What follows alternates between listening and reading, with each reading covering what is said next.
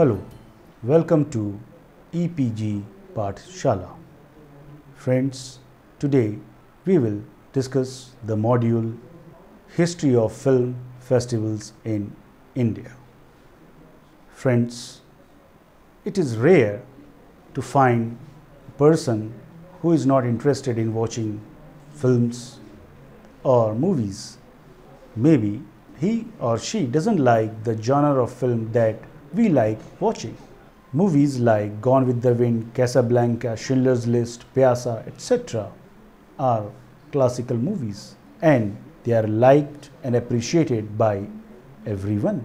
But can we think of a platform that provides us an opportunity to watch movies, to meet with filmmakers, to discuss the socio-cultural aspect of movies? Can you think of such a platform? The answer is film festivals. Film festivals are the platform where we can scan through movies of different genre, meet with people who come from different fields, filmmakers who make different kind of movies. We get to learn the process of making a cinema, like cinematography, story writing, script writing, music, etc. Friends, we will discuss in the chapters to come the history of development of film festivals in India. Let us go through it. Venice Film Festival. Europe is said to be the birthplace of film festival phenomena.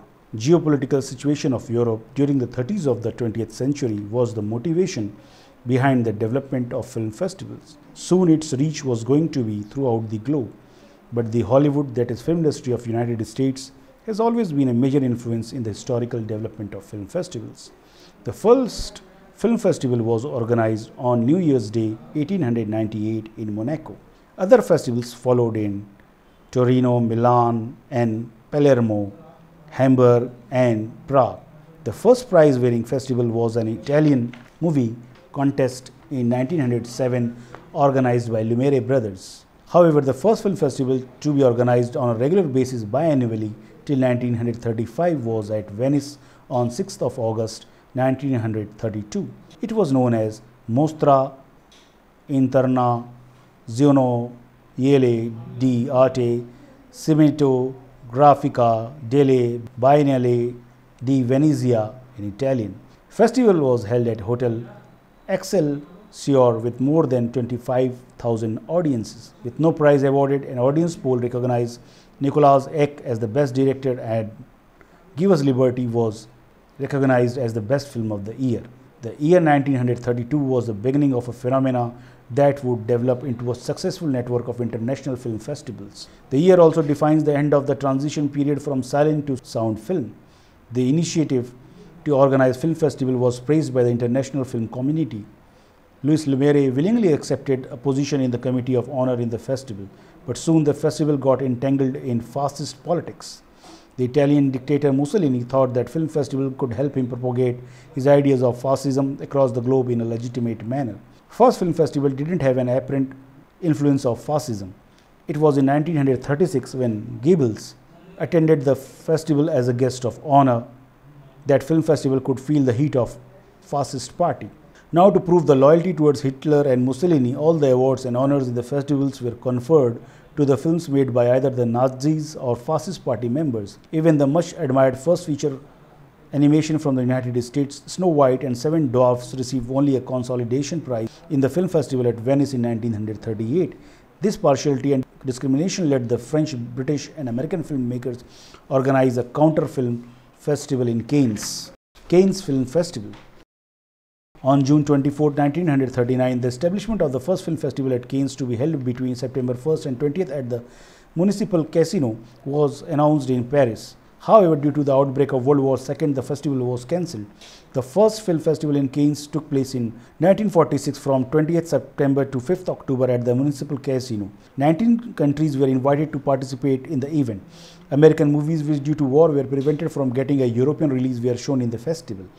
There were grand parties and gala events organized behind showcase of films. In contrast to present times, competitive spirit in the film festival between filmmakers was missing. Every participant received some kind of award in the festival. Until this period, film festivals were purely an European phenomenon.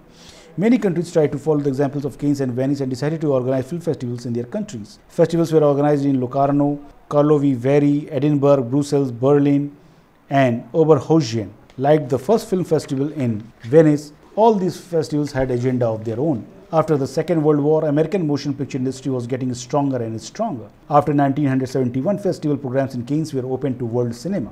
Nationalist biases and channels of diplomacy were no longer barriers in inviting other nations to the festival. From third world countries, eminent filmmakers like Satyajit Ray, Yusuf Shahine had participated in Cannes. Their exposure in festival increased considerably after 1972.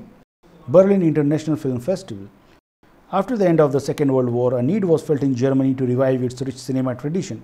In order to regain international cultural prestige, International Film Festival was organized in Berlin. The festival is popularly known as Berlinale.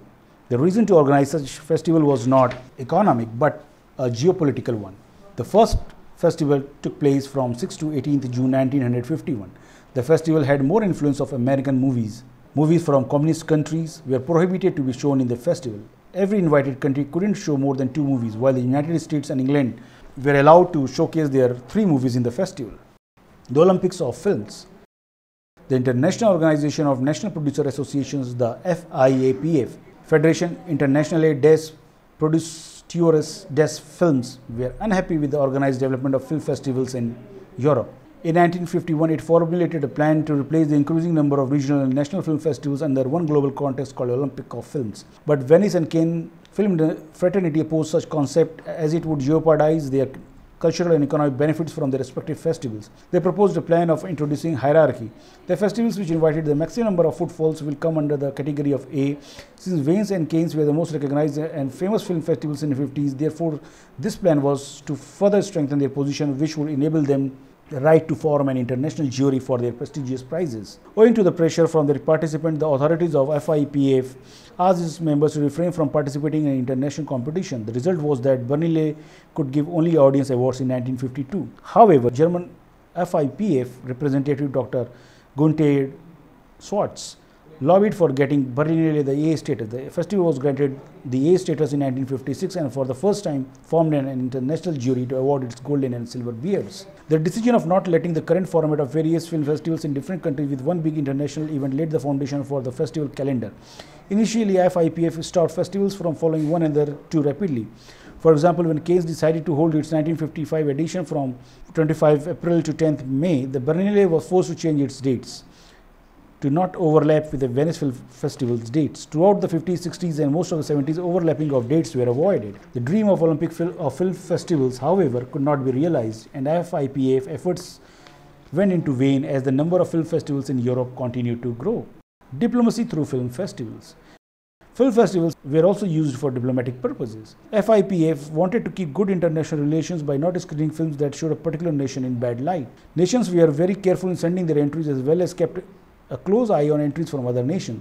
This made film festivals sites of diplomacy and disputes. For example, in Cannes Festival in 1951, erstwhile USSR tried boycotting film 4 in a Jeep.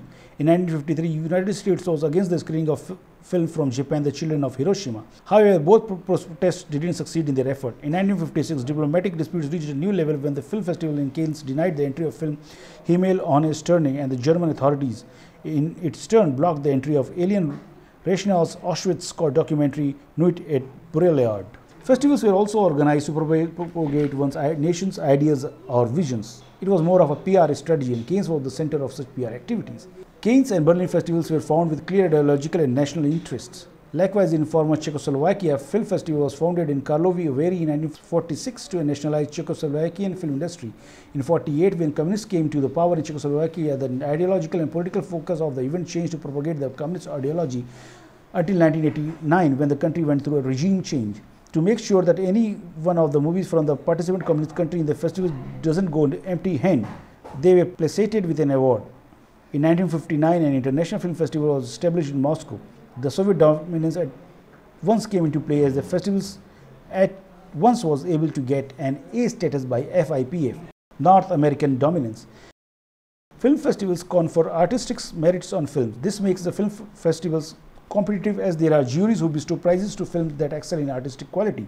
Amongst them were the Columbus International Film and Video Festival, which was first held in 1953. The San Francisco Film Festival was founded in 1958. The most important new film festival in the 60s was the New York Film Festival, founded in 1963 at Lincoln Center.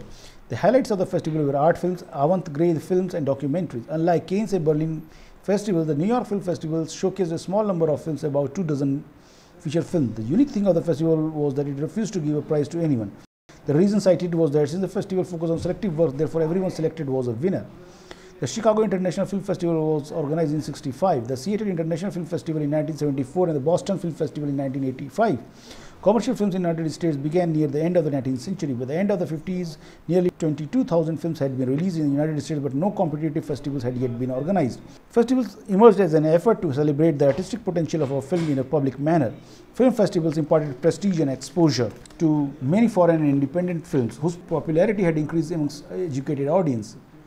The 70s were the decade of major film festivals. The first was the debut of Toronto International Film Festival in 1976. It was called Festivals of Festivals to impress Canadian audience. The organizers of the festivals had decided to import major attractions from their festivals. However, the first year didn't go too well as a major controversy overshadowed the event.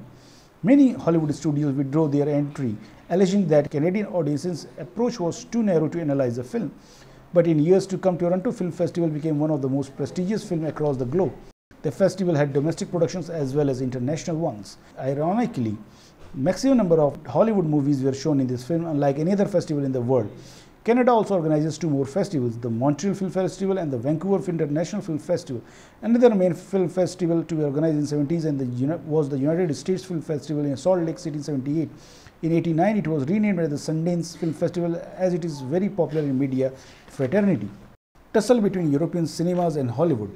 The nationalist agenda was not the sole purpose of European cinemas in organizing so many international film festivals, but they were also wary about the American domination of the global film market, hence wanted to protect their film industries and culture. The funny part was that on one side, European film industry was countering the effect of Hollywood on their film, while on the other side, they were copying advanced techniques used in filmmaking of Hollywood. The Berlinale was glamorized by the presence of many American film stars like Gary Cooper, Bob Hope, and Patricia in the 50s.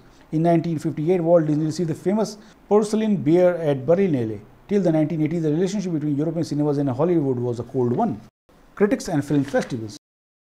Despite a surge in the establishment of many film festivals between the 50s and 60s, film critics were not happy with the attention given to the economics and glamour in festivals rather than on art and creativity of films. Truffaut criticized the domination of commercial and political interest in film festivals so much that he was banned in Cannes Film Festival of 1958. However, he returned with the Venetians next year by winning the Palme d'Or for Les Quatre Centes Coupes. Film festivals originated in Europe as screening for national cinemas and grew into the influential film festival circuit. India's first international film festival.